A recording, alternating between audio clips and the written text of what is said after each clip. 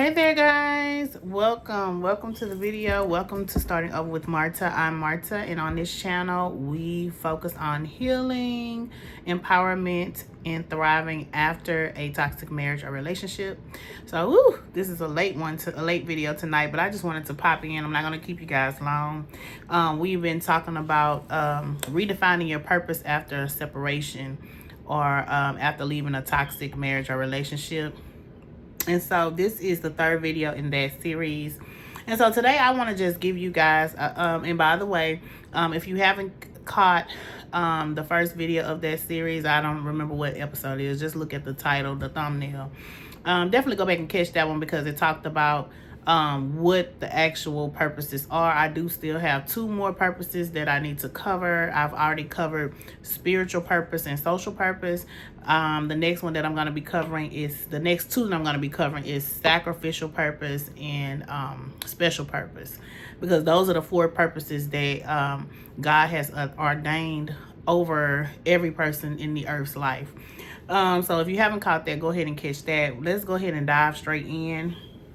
So today we're going to be talking about actual practical steps to help you to carry out your God-given purpose after leaving a toxic relationship. So let's talk about it. So the first thing is to recognize and understand that every person is called to do something. God, because he is a creator and we are creatives, every person, he gave a piece of himself to each and every person in the earth. So every person has a gift. Every single person in the earth has a gift. And with your gift, you were designed to create. You are supposed to create. So no matter what your past, no matter what your story is and what you've been through, your purpose is greater than your past.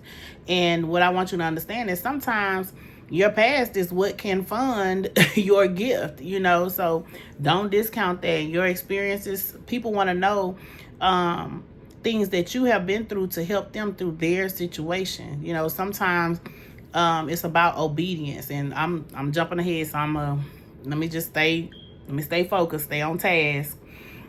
So I am going to be giving you guys and sharing some scriptures with you guys, but step 1 is to ask for clarity. Pray and ask God for clarity, and accept the fact that God has given you a purpose in the earth, and that there is a gift that you need to carry out in the earth. The second thing is to actually discover what those gifts are. We talked about that a little bit on yesterday, but I'm going to actually give you some steps to actually walk through that. So here are the practical steps. Take inventory. Write down, what are your skills, what are your passions, what are your interests, what comes naturally to you, and then ask for feedback. Like, if, let's just say you're naturally good at baking, well, then that means you need to kind of figure out, okay, what's going to be your area of genius? Is it cookies? Is it cakes? Is it, is it art? Is it something else? I'm not a cook or a baker, so I'm just trying to give you an idea. But survey, make some samples up, get some feedback, so that you can start getting this business going. Then the next thing is you need to seek some resources. Figure out what resources are already out there that, free and paid, because you have to invest in yourself to help you. And just know that, when you take 1 step, God takes 10. So again, it's about obedience, and I'm going to get there. I'm getting there. I'm going to build myself up to it. The next thing is you need to make sure that your gift, whatever your gift is actually aligned with God's vision and God's plan for your life. Because when we are in obedience to him, and when we're carrying out the gift that he has given us, man, you don't even have to worry about the money at all. That's gonna come. When we being obedient, everything else falls in place, because when we seek he first, everything else it just automatically aligns. So compare your vision with the scripture to ensure it aligns with God's will, and then break your vision down into actionable steps. And then you just got to trust God to guide you. And so my next section is about, you know, being obedient. Because when he gives you those things, when you have your marching orders, you got to move. You got to go ahead and move. You got to take some steps. And I'm getting ready to share some scriptures on that in just a minute. Because fulfilling your purpose, it requires action. It requires action, and the action has to come even when you feel uncomfortable and even when you're scared. You have to do it scared. So start small. You know, you may just take one step daily. Do one thing every day, whether it's networking, whether it's setting up your website, whether it's, you know, whatever, giving out a sample, whatever, but you got to do something every single day.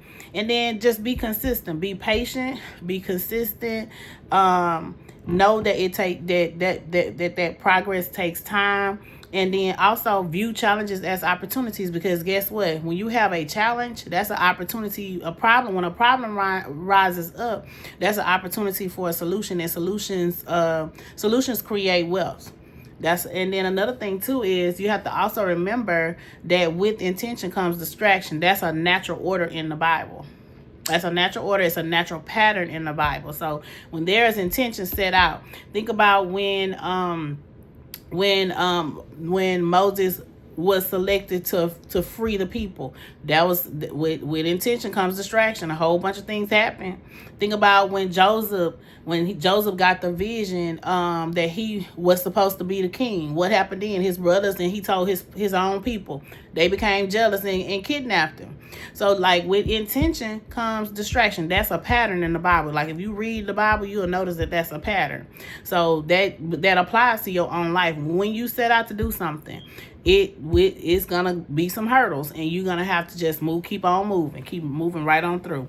Because guess what? Every step of you being obedient brings you closer to fulfillment. Okay. And then the last thing that I want to touch on is, you know, using your story to inspire others. You know, your past, your story, it can inspire someone else. It can help someone else. You are already ahead. What you have went through in your past can help somebody else. Somebody else is right where you are, and that can be used to help somebody else. You might be further ahead of it than they are, and that story can help them. So I want to give you guys some scriptures so that we can close out. So the first one that I want to give you guys, and y'all know I have my notes, so if y'all see me looking down, that's why.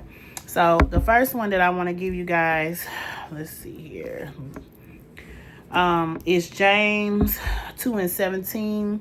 Be strong and courageous. Do not be afraid. Do not be discouraged.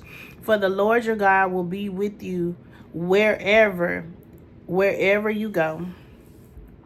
I want to give you guys another one. I'm sorry. That was Joshua 1:9.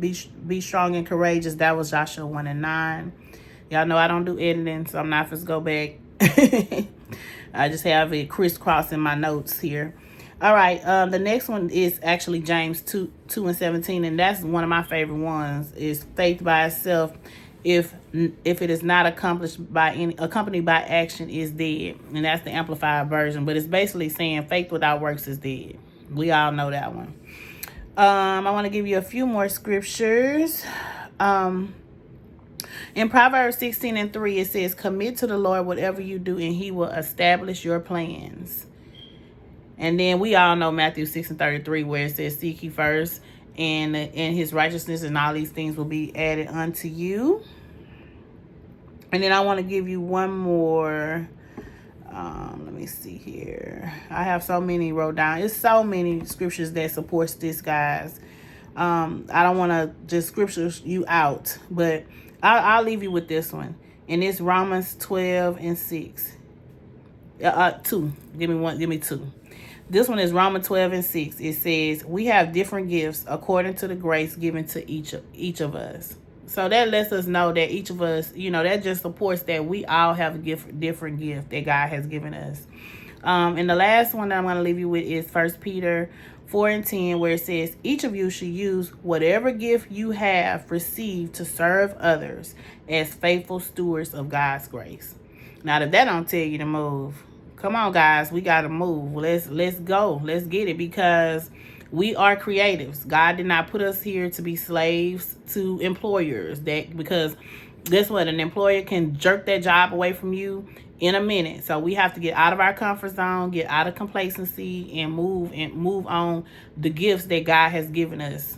So that is what I'm gonna leave you guys with. I hope this this video has inspired you in some way. If you know any person that my videos or my series can help, please share with them. Don't forget to like and subscribe. It really helps the channel. And with that being said, it's pretty late. It's almost midnight, and I am being consistent. So fresh face and all, no makeup. But anyway, I will see you guys tomorrow. Y'all have a wonderful Saturday. And I hope you guys did something for yourself, because it is self-care Saturday. So I hope you guys did something for yourself. I did my nails and my feet today. Had a nice session at the nail salon. So hope you guys did something for yourself as well. And I will see y'all tomorrow on the next video. Bye.